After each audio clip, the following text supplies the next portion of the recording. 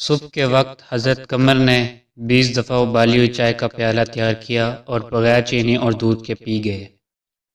یہی ان کا ناشتہ تھا۔ دودھ اور چینی ان کے نزدیک ضروریات زندگی میں نہ تھی۔ گھر میں گئے ضرور کہ بیوی کو جگا کر پیسے مانگے، اور اسے پھٹے میلے لحاف میں سوتے دیکھ کر جگانے کو جی نہ چاہا۔ سوچا شاید میری مارے سردی کے رات بھر نیند نہ آئی ہوگی، اس وقت جا کر آنکھ لگی ہے۔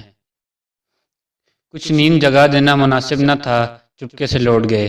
چائے پی کر انہوں نے قلم دوات سنبھالی اور وہ کتاب لکھنے میں محو ہو گئے، جو ان کے خیال میں اس صدی کی بہترین تصنیف ہوگی، جس کی اشاعت ان کو قعر گمنامی سے نکال کر شہرت اور ناموری کے آسمان پر پہنچا دے گی۔ آدھا گھنٹہ کے بعد بیوی آنکھیں ملتے ہوئے آ کر بولی، چائے پی چکے؟ قمر نے خوش ہو کر جواب دیا، ہاں پی چکا، بہت اچھی بنی تھی۔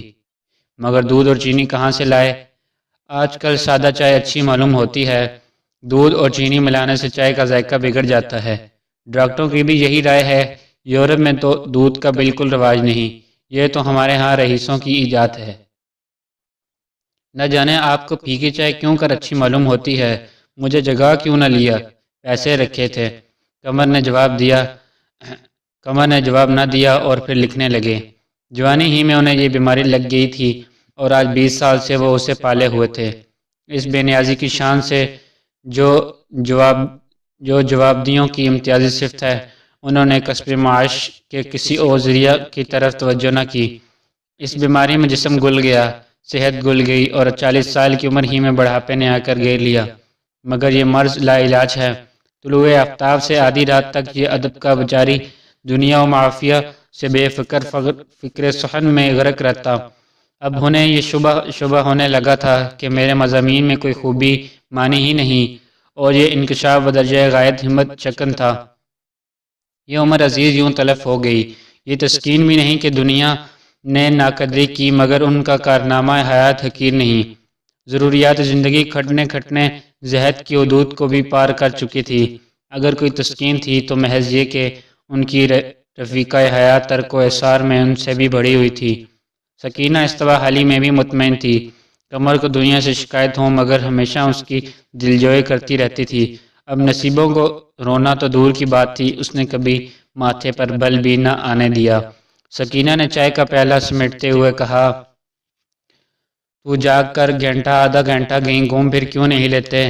جب معلوم ہو گیا کہ جان دے کر کام کرنے سے بھی کوئی نتیجہ نہیں تو بیکار کیوں سر کھپاتے ہو؟ قمر نے بغیر قلم اٹھائے کہا، لکھنے میں کم از کم یہ تسلی تو ہوتی ہے کہ کچھ کر رہا ہوں۔ شاعر کرنے میں مجھے ایسا معلوم ہوتا ہے کہ وقت ضائع ہو رہا ہے۔ یہ اتنے لکھے پڑھے آدمی ہر روز ہوا کھانے جاتے ہیں تو یہ کیا اپنا وقت ضائع کرتے ہیں؟ مگر ان میں زیادہ تر تو وہی لوگ ہوتے ہیں جن کو شاعر کرنے سے مالی نقصان نہیں ہوتا۔ اگر تو سرکاری ملازم ہوتے ہیں جن کو ماہوار تنخواہ مل جاتی ہے، یا ایسے لوگ ہوتے ہیں جن کی عوام میں عزت ہے۔ میں تو مل کا مزدور ہوں۔ تم نے کبھی مزدوروں کو بھی ہوا کھاتے دیکھا ہے؟ جنہیں کھانے کی کمی نہیں، ان کو ہوا کی ضرورت ہے۔ جن روٹیوں کے لالے ہیں وہ ہوا کیا کھائیں گے؟ پھر تندرستی اور لمبی عمر کی بھی انہی کو ضرورت ہے۔ اب بار کو سر پر کچھ دن آئے اور اٹھائے رکھنے کی خواہش مجھے کیا ضرور ہے؟ سکینہ نے مایوسی میں ڈوبی ہوئی باتیں سنی، آنکھوں میں آنسو بھر آئے اور اندر چلی گئی۔ اس کا دل کہتا تھا اب تب کا پھل ایک دن انہیں ضرور ملے گا، دولت حاصل ہو نہ ہو۔ لیکن قمر صاحب یاس کی حد تک جا پہنچے تھے جہاں سے سمت مخالف میں طلوع ہونے والی امید کی سرخ بھی نہیں دکھائی دیتی۔ ایک رئیس کے یہاں کوئی تقریب ہے، اس نے حضرت قمر کو بھی مدعو کیا ہے۔ آج اس کا دل خوشی کے گھوڑے پر بیٹھا ہوا ناچ رہا ہے۔ سارے دن وہ اس تخیل میں محور ہیں، راجہ صاحب کن الفاظ میں ان کا خیر مقدم کریں گے اور وہ کن الفاظ میں ان کا جواب دیں گے، کن مضامین پر گفتگو ہوگی اور کن کن اصحاب سے ان کا تعارف کرایا جائے گا۔ سارا دن وہ انہی خیالات کے لطف اٹھاتے رہے۔ اس موقع کے لیے انہوں نے ایک نظم بھی تیار کی جس میں انہوں نے زندگی کو ایک باغ سے تشبیہ دی۔ شراب ہستی ان کے زور طبع کے لیے زیادہ موزوں چیز تھی، مگر وہ آج رئیسوں کے جذبات کو ٹھیس نہ لگا سکتے تھے۔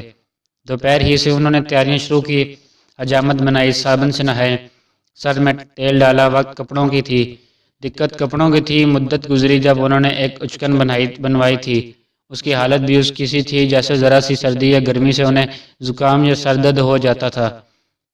اسی طرح وہ اشکن بھی نازک مزاج تھی۔ اسے نکالا اور جان پوچھ کر رکھا۔ سکینہ نے کہا تم نے ناحق وہاں جانا منظور کیا، لکھ دیتے ہیں میری طبیعت ٹھیک نہیں، ان پھٹے حالوں جانا تو اور بھی برا ہے۔ قمر نے فلاسفروں کی اسی سنجیدگی سے کہا جنہیں خدا نے دل اور سمجھ دی ہے وہ آدمیوں کا لباس نہیں دیکھتے، ان کے منہ دیکھتے ہیں۔ آخر کچھ بات تو ہے کہ راجہ صاحب نے مدعو کیا ہے۔ میں کوئی عہدے دار نہیں، زمیندار نہیں، جاگیردار نہیں، ٹھیکیدار نہیں، معمولی ایک شاعر ہوں۔ شاعر کی قیمت اس کی نظمیں ہوتی ہے۔ اس نقطۂ نگاہ سے مجھے کسی کے سامنے نادم ہونے کی ضرورت نہیں۔ سکینہ ان کی سادگی پر ترس کھا کر بولی تم خیالات کی دنیا میں رہتے رہ کے حقیقی دنیا سے بالکل بیگانہ ہو گئے ہو۔ میں کہتی ہوں راجہ صاحب کے یہاں لوگوں کی نگاہ سب سے زیادہ کپڑوں ہی پر پڑے گی۔ سادگی ضرور اچھی چیز ہے لیکن اس کے معنی یہ تو نہیں کہ آدمی بیوقوف ہی بن جائے۔ قمر کو اس دلیل میں کچھ جان نظر آئی۔ اہل نظر کی طرح انہیں اپنے غلطیوں کے اعتراف میں پس و پیش نہ ہوتا تھا۔ بولے میرا خیال ہے چراغ جل جانے کے بعد جاؤ۔ میں تو کہتی ہوں جاؤ ہی کیوں؟ اب تم کو کیسے سمجھاؤں؟ ہر شخص کے دل میں اعزاز و احترام کی بھوک ہوتی ہے۔ تم پوچھو گے یہ بھوک کیوں ہوتی ہے؟ اس لیے کہ یہ ہماری روح کے ارتقاء کی ایک منزل ہے۔ ہم اس عظیم الشان طاقت کا لطیفہ ہیں، لطیف حصہ ہیں جو ساری دنیا میں حاضر و ناظر ہے۔ جزو میں کل کی خوبیاں ہونا لازمی امر ہے۔ اس لیے جاؤ رفعت علم و فضل کی جانب ہمارا فطری میلان ہے۔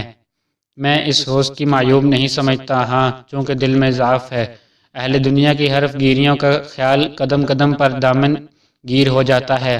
سکینہ نے گلا چھڑانے کے لیے کہا اچھا بھائی جاؤ، میں تم سے بحث نہیں کرتی لیکن کل کے لیے کوئی سبیل سوچتے جاؤ کیونکہ میرے پاس صرف ایک آنا رہ گیا ہے۔ جس سے قرض مل سکتا تھا ان سے لے چکی اور جن سے لیا انہیں دینے کی نوبت نہیں آئی۔ مجھے تو اب اور کوئی صورت نظر نہیں آتی۔ قمر نے ایک لمحہ کے بعد کہا 2-1 اخباروں سے روپیہ آنے والا ہے، شاید کل تک آ جائے اور اگر فاقہ کشی ہی کرنی پڑے تو کیا فکر ہے؟ ہمارا فرض کام کرنا ہے، ہم کام کرتے ہیں اور دل و جان سے کرتے ہیں۔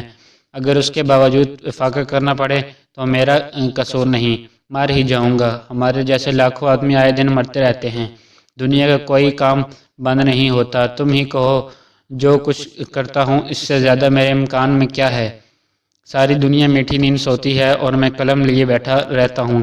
لوگ سیر و تفریح کرتے ہیں، کھیلتے کودتے ہیں، میرے لیے سب کچھ حرام ہے۔ یہاں تک کہ مہینوں سے ہنسنے کی نوبت نہیں آئی، عید کے دن بھی میں نے تعطیل نہیں منائی۔ بیمار ہوتا ہوں جب بھی لکھتا ہوں۔ سوچو تم بیمار تھی اور میرے پاس حکیم کے پاس جانے کے لیے وقت بھی نہ تھا۔ اگر دنیا نہیں قدر کرتی نہ کرے، اس میں دنیا ہی کا نقصان ہے، میرا تو کوئی نقصان نہیں۔ چراغ کا کام جلنا ہے، اس کی روشنی پھیلتی ہے، یا اس کے سامنے کوئی دیوار ہے اسے اس سے مطلب نہیں۔ میرا بھی ایسا کون دوست شناسہ رشتہ دار ہے جس کا میں شرمندہ احسان نہیں، یہاں تک کہ اب گھر سے نکلتے بھی شرم آتی ہے۔ اطمینان صرف اتنا ہے کہ لوگ مجھے بدنیت تصور نہیں کرتے، خواہ وہ میری کچھ زیادہ امداد نہ کر سکے مگر انہیں مجھ سے ہمدردی ہے۔ میری خواہش کے لیے اس قدر کافی ہے کہ مجھے ایک بڑے رئیس نے بلایا ہے۔ پھر معاشر نے اس پر نشہ سا چھا گیا، غرور سے بولے نہیں اب رات کو نہ جاؤں گا۔ جیسے راجہ لوگ مدعو کریں وہ ویسا آدمی نہیں ہو سکتا۔ راجہ صاحب معمولی رئیس نہیں، اگر آپ بھی کوئی معمولی آدمی سمجھیں تو اس کی عقل کا فطور ہے۔